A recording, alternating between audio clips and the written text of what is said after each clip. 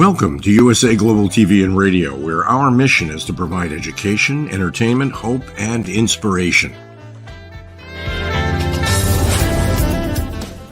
USA Global TV and Radio connects you with experts and audiences all around the world every single day to help you succeed in business and to live a richer life. Visit us at usaglobaltv.com to learn about career and life-changing training and mentoring programs like the Listening Mentor. Subscribe to our newsletter to stay informed about our special programs and offers. Discover how you can become a guest on one of our shows or a host or producer of a USA Global TV and Radio show of your very own. That's USA Global TV and Radio, where the doctor is always in.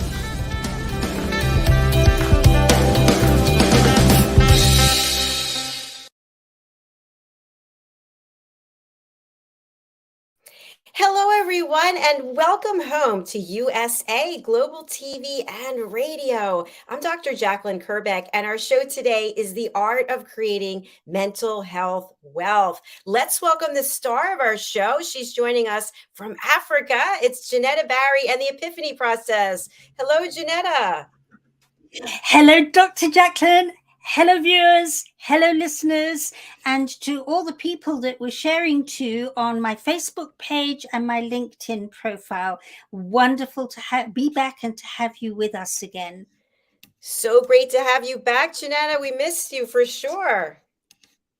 Yeah, I've been on adventures. And in fact, this show and the following show, which are back to back, have really inspired this show and the content of the next show from these travels in this last week, as I realized how close to my heart these two stories are. And so today we're looking at my book, Full Circle Rainbow, which I wrote and published a long time ago, in actual fact, in 2009. And it was inspired from the loss of my daughter, Jenny, to suicide when she was 16.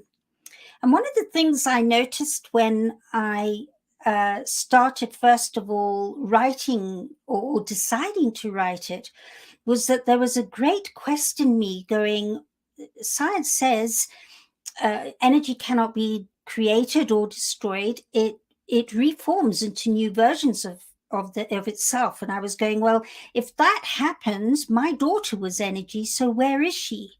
And fortunately, I'd been using a lot of over the years skills and techniques to become more and more intuitively or fine-tuned into my intuition, because we're all intuitive. And I was able to start taking note of some of the subtle signs that were happening and some of the in-your-face signs, and it morphed into a book. So Dr. JACALYN, viewers, listeners, today is some insight into that book and what happened after Jenny died and how it helped me to see a bigger picture and deal with my grief. Thank you so much, Jenetta, for being here and for always being so brave and transparent in sharing what it is that you've gone through in the quest to help other people. So let's get started. I see you have a deck to share with us. I do. This deck is excerpts from the book. It's not the whole book, but it's excerpts from the book that I just felt might just touch some hearts of those who are dealing with loss right now and how to fine-tune that.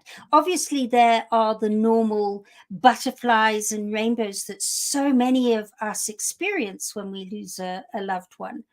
But this one goes further. And I called the book Full Circle Rainbow only after I came to the end of writing it all, when the story came full circle.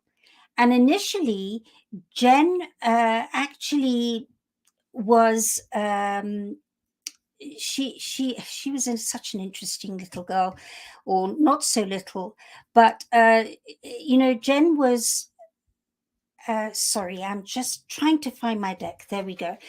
Jen was such a perceptive person when she wasn't in that place of feeling full of neurosis.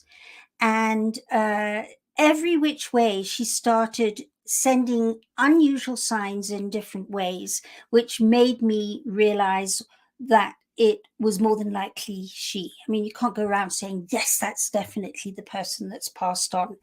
But the first or the second chapter, the first chapter is an excerpt from her diary, which is pretty deep because she was only 14 when she wrote it. And in this last week, I have been to all these places that are mentioned in this chapter, or some of them, not all of them. And one of them is the Twisted Thorn Tree. And I don't know if it's possible to read it here, but I wrote there, I walked towards the Twisted Thorn Tree, a solitary walk, dusk. And yesterday morning, I walked towards that Twisted Thorn Tree again. It is in the middle of the Great Rift Valley on a farm called Soisambu, owned by Lord and Lady Delamere. And my very special friend, Juliet Barnes, who's a pretty well-known writer, authoress in her own right, lives there in a wattle and daub house with no electricity. She gets solar electricity in and limited water, and heating the water in a fire behind the house that gets piped through. Quite something. It's called a Cooney booster. And so those two pictures, you can see a bit of the thorn tree there. There I was yesterday taking pictures of it. We'll see it a little bit later. And this second chapter really kind of explained what happened and the despair I was in, because it wasn't even a month after Jenny died that I made these journeys to different parts of Kenya, which is where we're from. And in actual fact, this picture is down on the south coast, south of Mombasa Island in Kenya, at a beach called Tiwi Beach. And you can see there's a spit of sand out on the reef there, and that resort is known as Sand Island for that spit. And when we got down there, when I say we, it was my son Neil and I went all around Kenya with Jenny's ashes, not sure where to spread them. And we got down to Sand Island and still not sure where to spread them. We'd left them with Juliet at one stage at Soisambu. As we traveled around, friends came forward and said, come here with us and there with us, and trying to help us through our tremendous, tremendous loss. Neil, my son, was very, very close to Jenny, my daughter, who died at 16. And we got down to the coast and we were staying there, still not sure what to do with these ashes, when suddenly in meditation, I got to contact Jenny's friends, because she didn't die in Kenya. She died down in South Africa. She was down there. We'd taken the kids down there to finish their schooling. And it was amazing, the timing, because the replies came back saying she often talked about if she died one day or when she died one day, she'd like her ashes spread over the sand spit at Sand Island. And the others said at the coast in Mombasa. And they just came back and we were there. So we were able to, with very heavy hearts, obviously, it was such a tough day.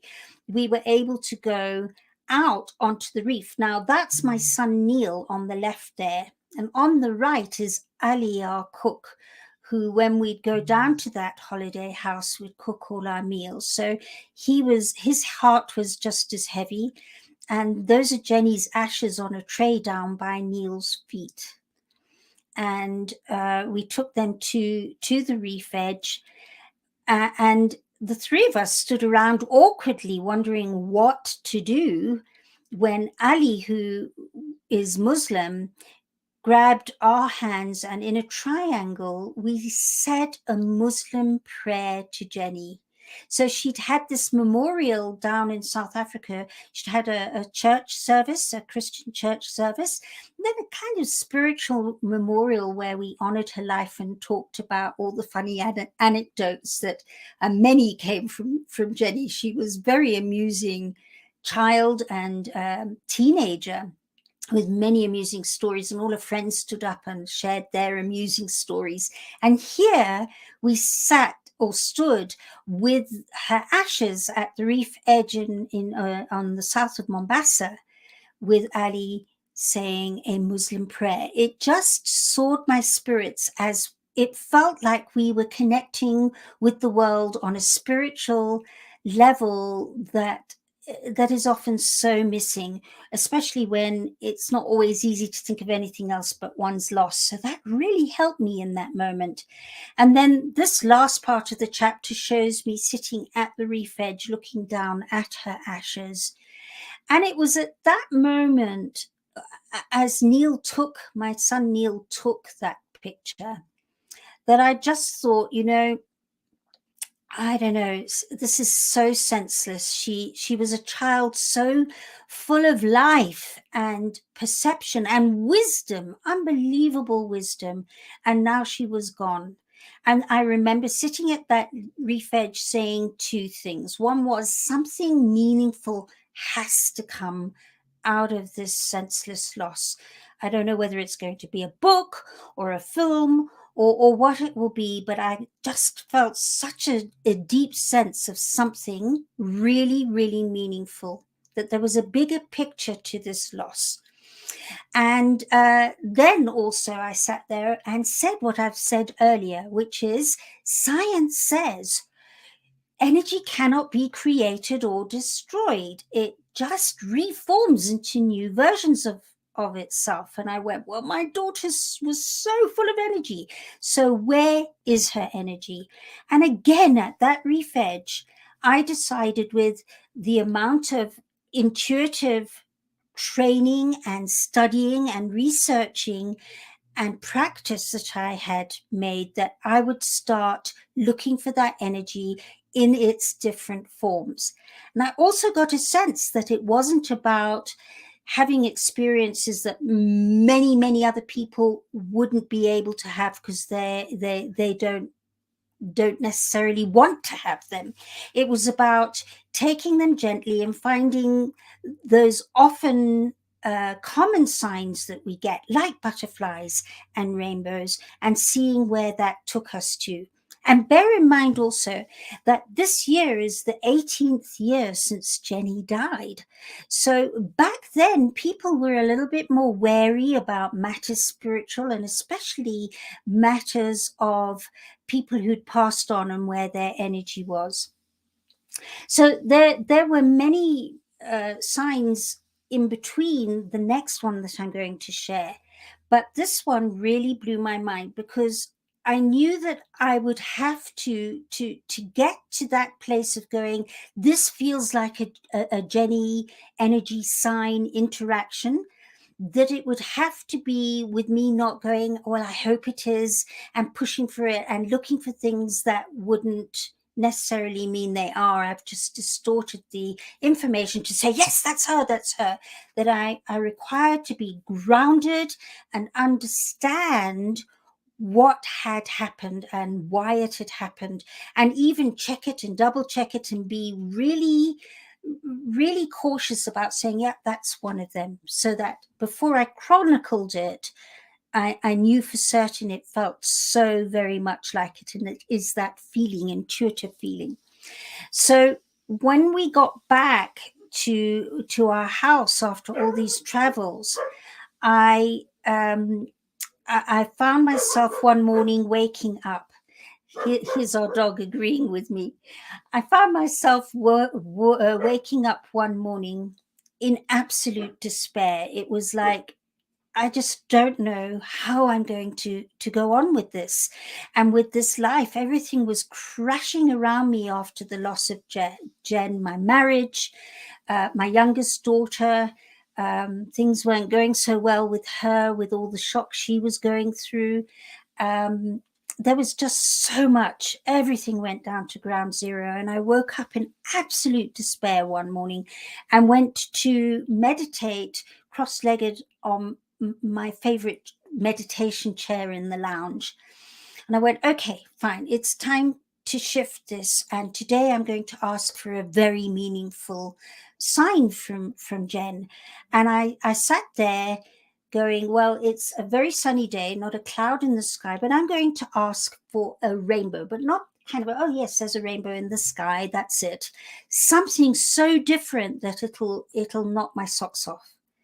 And so I went into the meditation and played some music. I put some music on, and I put the music on. It was already loaded up, and it came to the end of the half hour, going all through that meditation, saying, I set the intent to get this unusual rainbow.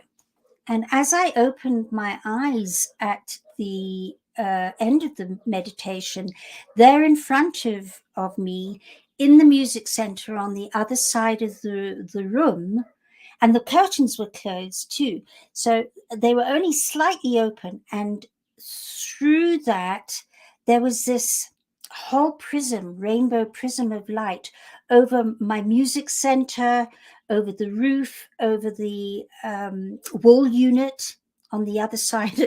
And I sat there going, wow, where did that come from?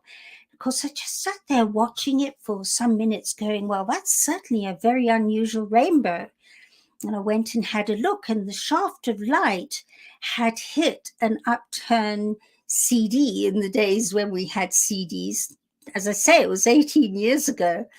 And this CD had just gone whoosh over the wall, over the music center, over everything. I went, wow. So it was very similar to this picture. Unfortunately, I was in too much shock to take a picture, but I wish I had, that it looked very similar to that and all over our music center. So I crept back to bed where my youngest daughter, Catherine, she'd come into my bed during the night, and she was 12 years old. And I was lying there, and in our window also the curtains were slightly open. There was a sun catcher similar to the one you're seeing in that picture, but it never worked because it was made of plastic. It was absolutely useless, and I had been thinking about actually just chucking it away. And I was lying there, and Catherine woke up and she said, Mum, look, the ceiling's filled with shards of prisms of rainbow light.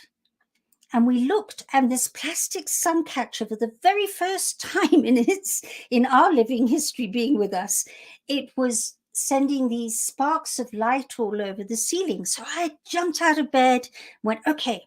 So I opened the curtains to try and see if I could make it work a bit better, and it went. It instantly vanished the moment I opened the curtains. So again, Catherine and I were trying to open the curtains. We closed them completely and opened a bit more and more. And didn't matter where we put the curtains again after that. It never did it again. And in fact, it never did it until we left that house. And I then decided it didn't deserve the honor of being chucked away. And we gave it away to the cancer shop, to be sold, or for somebody to find it and perhaps have a similar experience. So we left it to the universe to pass on that sun catcher. So that was one of the first meaningful times where unusual rainbows came from Jenny, and she never stopped giving them in the most extraordinary ways. So if having rainbows in extraordinary ways, not the normal ways, is something that resonates with you, I hope this has given you hope in being able to find new ways to interact and connect with your lost loved one. Another one we had was the lucid dream, or I had rather, and that was a very interesting one because I had gone to a bookshop and read one evening, one of those bookshops where you could sit on a sofa and almost put your feet up and drink your cup of coffee. And I was reading many books from mothers who'd lost their daughters, saying how their children or their child had visited them in their dreams. And it had been many months after I'd lost Jenny, and I realized that I had blocked that off. I hadn't had one dream of Jenny after she left. So again, I sat there reading those books, or even laid there. I was lying on the sofa in the bookshop. going, I'm going to set the intent to get a lucid dream, or a dream, not even lucid. And that very evening, I had my first dream of Jenny, and it was like she was right there. I was on the phone to my mother. I heard her coming through the back kitchen door with a friend, and then reaching my door, and that feeling of, oh my gosh, you're back. And at the same time, just filled with grief and filled with so many mixed emotions, going, are you back? Why did you go? Why did you do it? Asking her 1,000 questions. And she ducked, knowing that it was too much, and went into her bedroom, ducked out of my way. And I followed her and said, Jenny, what is this about? And I woke up. But it showed me how that, or it proved to me how that connection was there the moment I allowed it to be. And yeah, those dreams since then have been so meaningful for me. And then another one that I went through when it was actually such an interesting one. I woke up in the early hours of the morning with a picture in my mind of Jenny, much the same age as that picture you're looking at now, but she was wearing, that's a blue velvet dress she wore when she was about 7, but she had another one that was a tartan dress. And it had a significant story attached to it from when she was older, which is also in the book Full Circle Rainbow. But I came to with this vision of her, and Buddhist chanting music filling the background, and I thought it was my music center again playing. And as I came to with this vision of her, the music faded, and I realized the music was part of the vision I'd seen of her as I was coming to. And because I had done so much research and studying on intuition over the years preceding Jenny's passing, I knew then that those were significant happenings. That vision only came to me as I was waking up. The music only started as I was waking up. So I knew that it was time to observe and listen and feel differently to how I normally would. And when I laid there, I began to realize the significance of that date, that I'd had that dream, and that it was 9 months after Jenny had died, and she was 7 in that picture. And the most extraordinary thing was that I was able to immediately get the significance. Now, I hadn't studied numerology up to then. I just knew the basics of it, that you brought all the numbers except for 11 and 22 down to 1 digit. So by way of example, Jen died at the age of 16.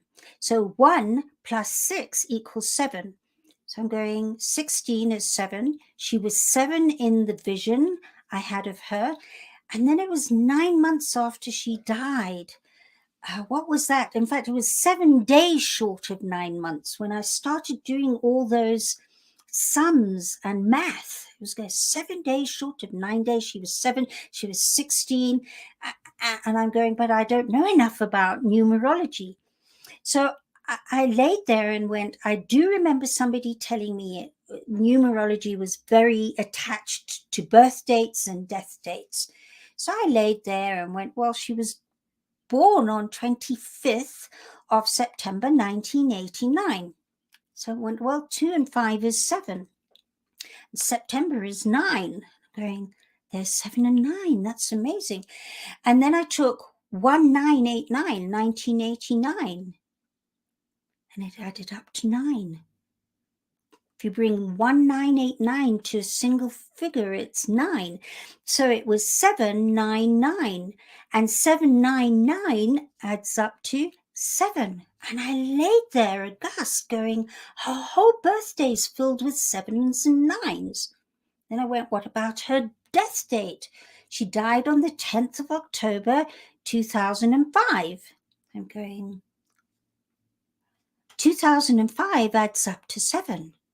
And then 10 is 1 and 10 is 1. So 711 is 9. So at that point, I hopped out of bed and I got all the family's birth dates and started adding them up, going, there's got to be similar synchronicities in somebody in our family where their birth dates add up to significant numbers. And none of us had anything that remotely connected with significant numbers, only Jenny's. And that blew me away some more. I was going, wow, I really can't believe this.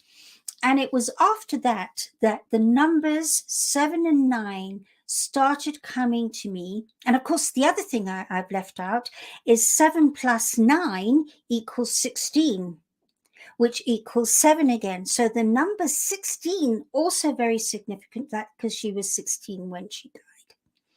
So after that, I can't tell you how many times I got 7s and 9s over the weeks and the months that made me go, time to stop and find out what that's about. So I'd just sit and observe, and suddenly there'd be a phone call or something significant happening that made me slow down, that I would have missed if I hadn't noticed the 7s and 9s. Really profound happenings. And they still happen to this day with the numbers 7 and 9. And I'm going to share that a little bit later with an incredible lady, a Paralympian called Karen Dark, and how she and I met through the numbers 7 and 9. Then, of course, I went to see another Intuit who not long after Jen died told me she's going to start sending you yellow butterflies. And only on the first anniversary, when I was in Spain, in Malaga, up in the castle on the hill at Malaga, at the exact time a year later that Jen died, I was standing with Jen's godmother, my very, very special best friend, Pam, when this yellow butterfly came. At the time, we looked at our watches, and it came and it fluttered all in front of us for some time and then went off. And to this day, those yellow butterflies, often when I'm consulting with teenagers who have a very similar energy to Jenny and I'm assisting them, I've had a number of times where a butterfly's flown into the room. When my mother was dying, a yellow butterfly flew into my lounge. And sometimes when I've come out with one of my clients, that yellow butterfly has gone whoosh, whoosh, whoosh. So there have been many significant times where specifically yellow butterflies have been beyond meaningful and still are. And then on the 10th of October, many years later, in fact, I'm just trying to think about it now. Catherine was 12, about nine years, there I am. 9 years later, Catherine was having her 21st birthday, and she could only have it, she was born in November, but she could only have it in October. And the only time the venue could book us in was on Jen's death date, the 10th of October. So we had Catherine's 21st on the 10th of October. And we went off to, she and Catherine and myself, we had Catherine's 21st on the 10th of October. And Catherine and her brother Neil and I went off to a tattoo parlor, and I decided to have a yellow butterfly tattooed onto my ankle. And we got there, and the tattoo artist said, they're useless. If you put a tattoo like that on your ankle, it'll disappear in next to no time. Yellow is a lousy, lousy color. So we came up with the monarch butterfly. And I remember lying there as he was doing that exact pattern on my ankle. I still have it to this day, going, I wonder why it couldn't be a yellow butterfly. I mean, I know physically why, but what's this transition about? Because I always know when things change form, there's a reason, but I couldn't think of it then, and I let it go. And so it ended up there. And what happened was, it only came to light many years later when, in knowing that another incredible happening and synchronicity had occurred with Jenny's death, we realized that Jen had died on the 10th of October, which is World Mental Health Day. And 4 years ago, we created something very special and meaningful on that day called World Jenny's Day. And if we hadn't had a monarch butterfly, we could not have transformed that day to this beautiful, beautiful logo. So we took Jenny's unusual rainbows and the monarch butterfly and created this beautiful rainbow butterfly. That's Jenny, by the way, at the age of 12. She'd been on a modeling, she'd been modeling that day, modeling competition. And so we got the most beautiful graphic artist, beautifully talented graphic artist to do mother and child and turn that beautiful rainbow butterfly almost into a balloon, with the child holding the string and the heart and all the healing that comes with it. So there I could have been destroyed and going, oh, I really needed a yellow butterfly and it ought to have been, and this is not the right way it should be. But instead, I allowed the subtlety of what might happen in time to morph itself. And a butterfly is a very good example of morphing. And there was another example that if I had fought it, this would not be the beautiful, beautiful logo we have for World Jenny's Day, held every 10th of October. So that's the backstory. Many people ask me, where, what, how, why? And why isn't it a yellow butterfly? That's the story. So another chapter I wanted to share with you is my son Stuart, who is the biggest skeptic. He doesn't believe he doesn't believe in God, and thought all these things I was talking about, he poo-pooed them until, I mean, he listened from a distance and went, yeah, whatever, you know, let's humor mum. She's been through a great amount of loss. Until one day I was house sitting their cat for them, and he and his then fiance went off to go on the Vaal River on a boat in South Africa. And he was busy fishing on this boat when suddenly a boat that belonged to the waterworks connected to that river went by the other way. And he phoned me and said, guess what's just gone by? They've called the boat Spirit of Jenny. And guess what number the boat is? And we went, wow, okay. And then a little while later, he phoned me back and said, you know that the owners of this boat have a whole load of houseboats, and their company is called Old Willow No. 7 Houseboat Charters. And so that blew me away, because it took the greatest skeptic who just thought we were being ridiculous to get one of the most significant signs. And it didn't end there, because several months later, he and I were driving through from Johannesburg to a place called Hilton in KwaZulu-Natal, where my parents had retired from Kenya. And we'd been taking my half-brother Roger down there to meet up with my dad, who was getting very old and frail, for the last time. So we drove my brother Roger down there. And on the way back, we had a significant number of events, like a rainbow that came straight down in the field, the farmer's field, as we were driving. It felt like I could touch it. And it was right there. And then when I stopped and thought about it, that was the field that we as a family had a car accident, which Jenny had been in, and we'd rolled into that field several years, well, when Jenny was 2, in actual fact. And I was going, wow. And then I said to Stuart, this is the time you've got to look for something, because something so significant, practically where our car rolled to, there's this rainbow sitting right there, not in the distance, right there.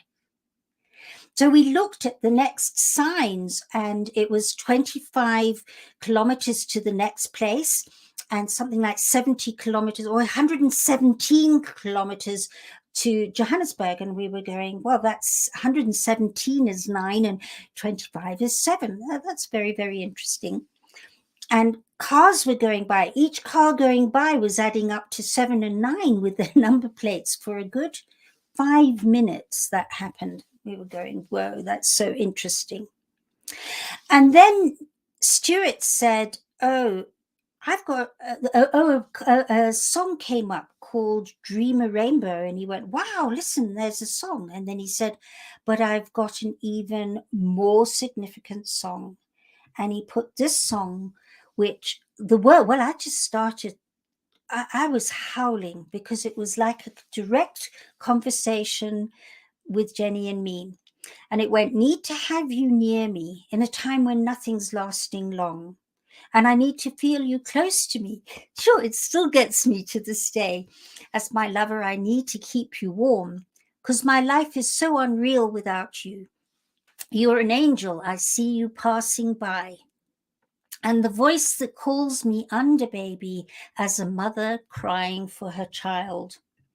When the sun lights a rainbow of the tears of joy, I cry for you. And the dreamers dream forever, then I know I'll be here with you. Now here's Stuart's riverboat. Like a riverboat at open sea, on a tide free of rock and land, it leads me to surrender, baby, as a wave draining in the sand. And when we looked at the video of this girl singing this song, which was one of Stuart's songs, the riverboat was out to sea. And of course, we'd released her ashes out to sea, and the girl singing the song looked so much like Jenny. I just sat there and went, wow. And so, if nothing else today, I've only shared parts of the book with you. If nothing else today, if this can inspire you to look for different ways to know that there are a billion ways to subtly, and sometimes it takes subtlety to realize it is actually a message coming through.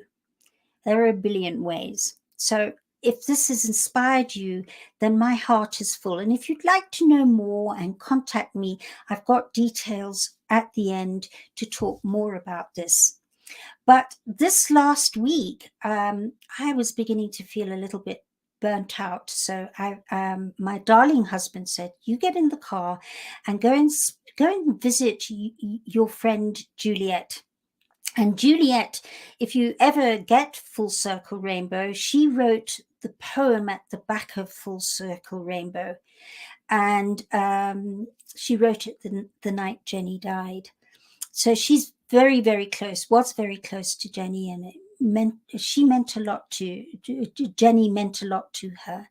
So I went off to Juliet. And in fact, our next show is about my first part of the journey up to Mount Kenya, where she has a house up there.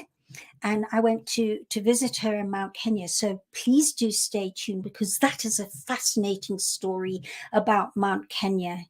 And that's on Global Adventures. But what we did was, after the third night, we went down to Soy-Sambu, which is where that twisted thorn tree I mentioned at the beginning of this show is in the farm, and Lord and Lady Delamere's farm is, and where Juliet's wattle and daub house is. And that evening, last night, we decided to go and have sundowners, drinks and bitings, eatings, little bits of crisps and snacks with other tenants on the farm down by Lake Elementaita, because the farm is round a lake that is not entirely fresh water.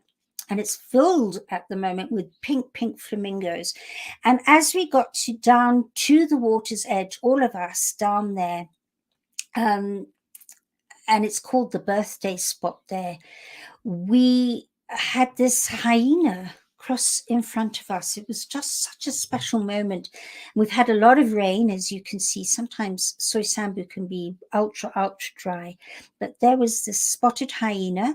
And then this was our view from where we were sitting. Those are flamingos there. It was pink, pink, pink. The photograph doesn't give the pink justice. And those volcanic hills there are known as Lord Delamere's nose, because it looks like he's lying on his back. If you have a look here, there's his nose and his mouth and eyes and brow and so on. It's known as Delamere's nose. And as we were sitting there, these clouds started gathering. We've had huge thunderstorms in Kenya at the moment, all around the country. And there it started gathering more and more. And that, by the way, that man standing there is somebody known as Simon Tomset. He is a world authority on raptors. He's got a very big camera there, taking Delamere's nose and the big storm. And for Dr. JACALYN, behind that storm and that nose is where we live, up in the hills there. So, yeah, it was amazing in Green Park where we are. And then suddenly, you can't see it again. As I say, this photograph doesn't give it justice.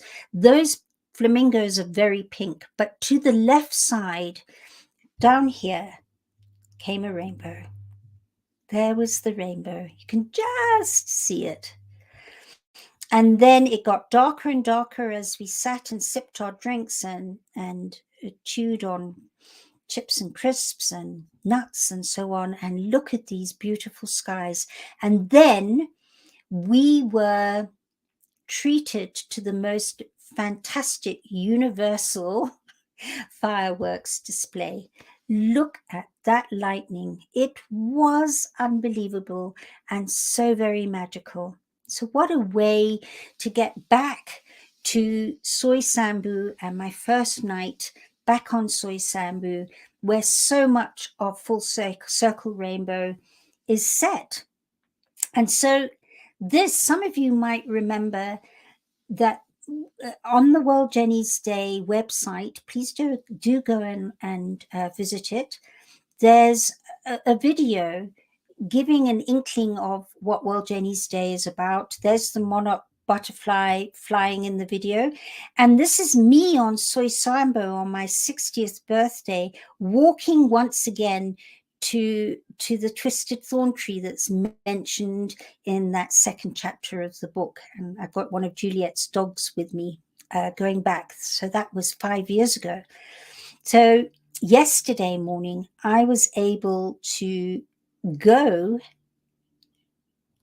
back to my twisted thorn tree, which is so significant. It was just so special to be back. And this is what birthed today's show. I went, this is so special and could make a big difference to so many. And as I left Soy Sambu, I left Juliet to go to the main gate and onto another friend to visit. Look at, as one cycle ends, a new cycle begins. And right next to me, as I was driving along, were about 50 giraffes, but this brand new baby giraffe standing there. These are Rothschild giraffes, by the way. They were very badly endangered, and they've been saved. There are now quite a few of them. And there were 30 there. They were crossing the road in front of me. This I took through my car window on the dirt road, which pothole full of water road. And to the left of that baby giraffe, in fact, they're looking at the other giraffes crossing the road there. Just so precious, like a special goodbye until I'm next on Soy Sambu again. So to get to a little bit of backtracking and promising you I would share with you some things, here is British gold Paralympian Karen Dark. And Karen was paralyzed from really underneath her arms down in her early 20s in a climbing accident. And then she took to cycling, and then she took to competitive cycling, and then eventually she won silver and gold for Britain, and obviously was given an MBA for what she achieved. She is one very special lady. And we were drawn together because of the number 79. See, she's got there, Quest 79, find your inner gold. And the reason was that after, she's actually a gold geologist, and the basic number for gold is 79. And she noticed that everywhere she went, she started getting 79. Everywhere. Very similar to me. And we met 2 years ago, actually on the audio app Clubhouse. And she was talking about Quest 79 and getting everybody to find their gold by doing something unusual and being part of Quest 79.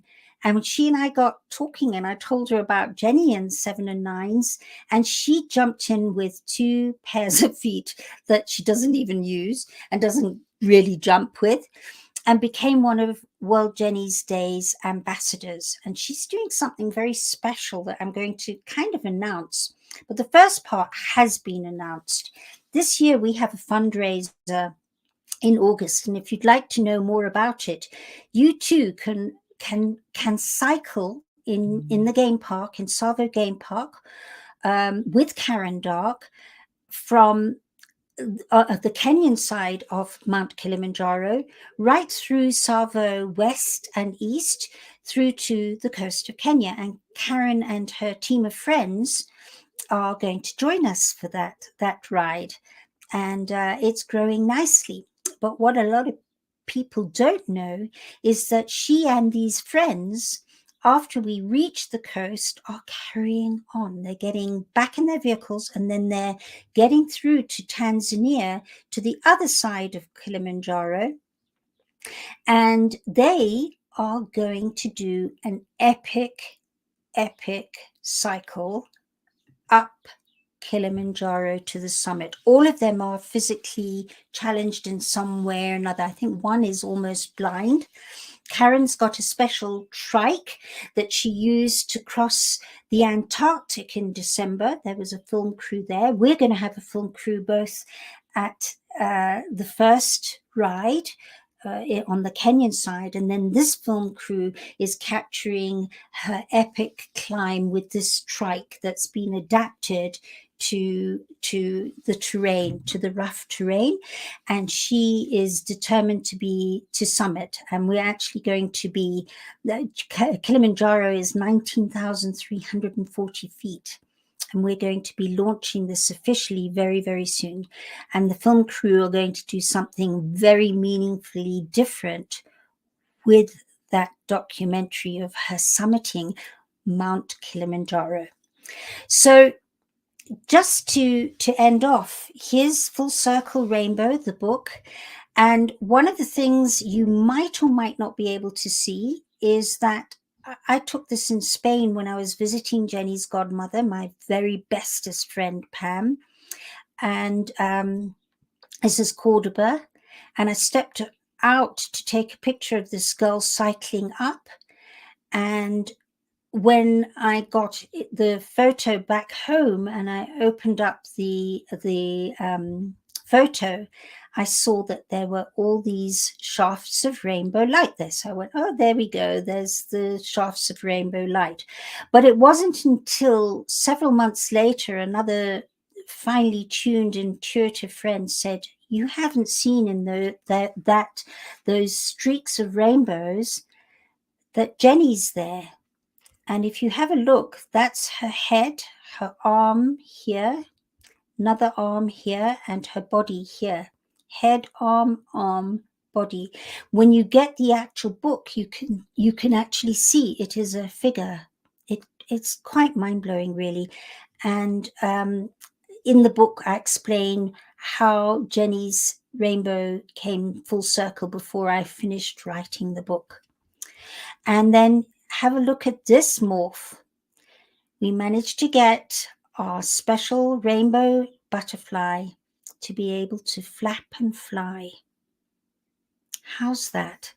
And then just to finish off, if you'd like to get hold of a copy of Full Circle Rainbow, it is available in Kindle, but I would love to be able to sign it for you. And if you'd like that, let me know.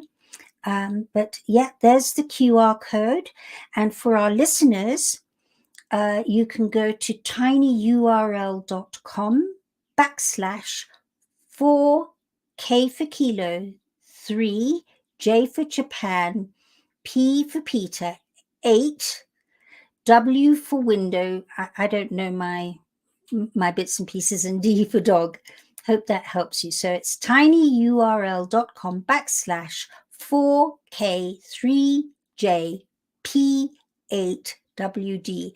And if there is this is captured, you can always go and listen again to get that for any of our listeners.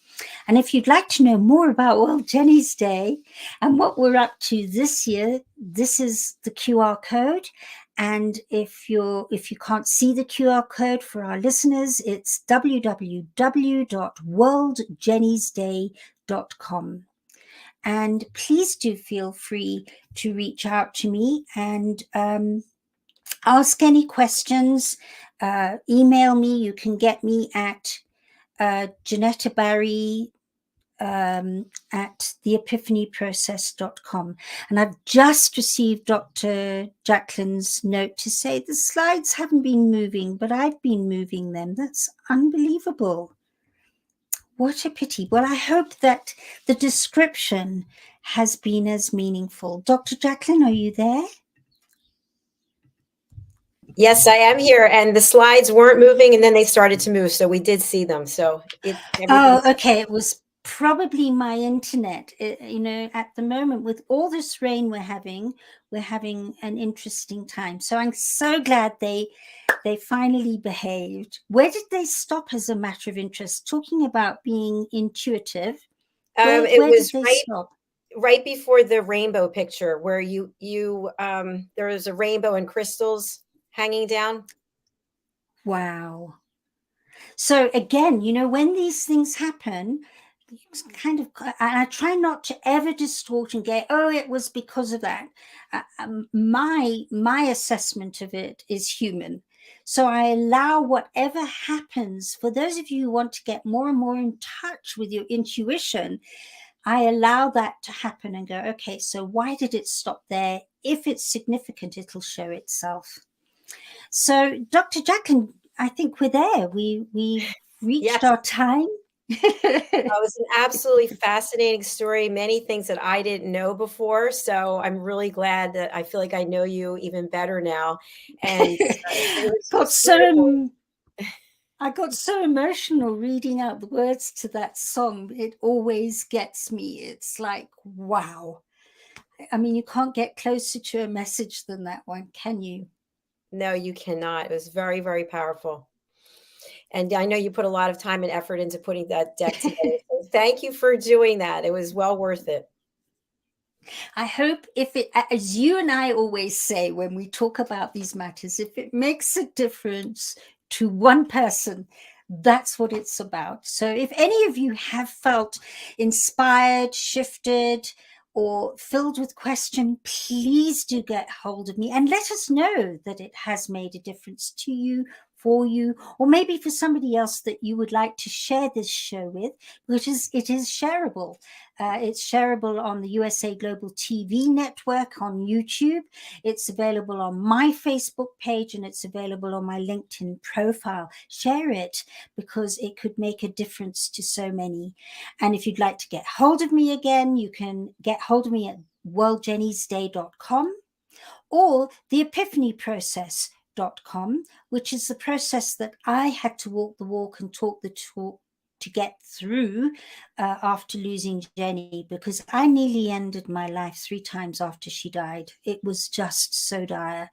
And with that process, I got through, and I'm living a life filled with inspiration because of my loss.